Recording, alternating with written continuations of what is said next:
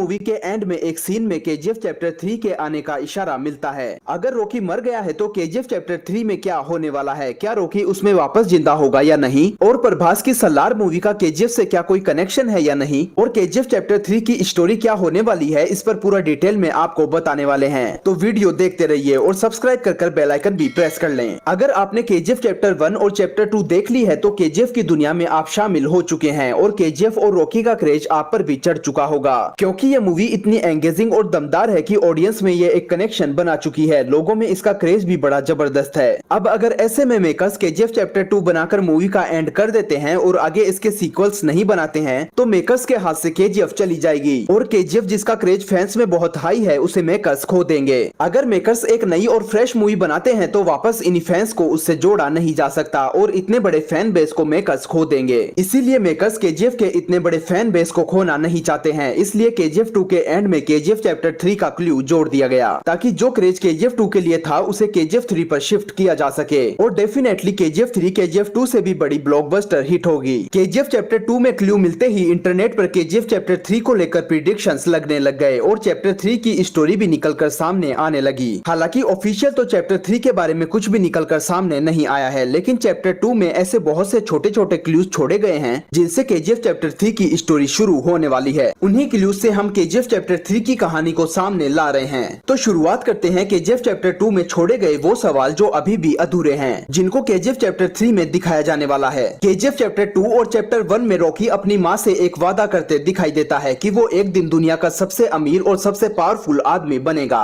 लेकिन केजीएफ 2 में रॉकी केवल भारत का ही सबसे पावरफुल क्रिमिनल बना था, दुनिया का नहीं। तो यहाँ जवाब मिलता है कि रॉकी का वादा अभी भी अधूरा है। वहीं केजीएफ चैप्टर 2 में रॉकी अपनी माँ को पूरी दुनिया का सोना ला कर देने का वादा करता है, लेकिन केजीएफ 2 में रॉकी केवल भारत के केजीएफ का ही सोना हासिल कर पाता है। इसलिए अपनी माँ से किए गए ये 2 वादे पूरे किए बिना रॉकी मर तो नहीं सकता। अब आप ही सोचिए कि इतना बड़ा पावरफुल क्रिमिनल रॉकी जो कभी हार नहीं मानता और काफी ज्यादा एडवांस माइंड रखता है, वो आखिर केजीएफ 2 में इतनी आसानी से कैसे मर सकता है? क्या ये बात आपको हजम हो सकती है? अगर आपने गौर किया हो तो केजीएफ 2 में रॉकी को पानी में डूबते हुए ही दिखाया जाता है, मरते हुए नहीं। लेकिन 20,000 फीट से भी ज्यादा गहराई के समुद्र से रॉकी बचकर कैसे निकलने वाला है, इसका जवाब भी आपको आगे मिलने वाला है। केजीएफ 2 में एक बड़ा इशारा ये भी देखने को मिला है कि रॉकी शिप पर जाते वक्त इंडियन आर्मी को जो फैक्ट्स भेजता है, सेम वही फैक्ट्स अमेरिकन और इंडोनेशियंस को भी भेजता है और इंटरनेशनल वाटर में रॉकी के पीछे अमेरिकन और इंडोनेशियंस की नेवी भी पड़ जाती है। लेकिन इसके बारे में मूवी में ज्यादा कुछ नहीं दिखाया जाता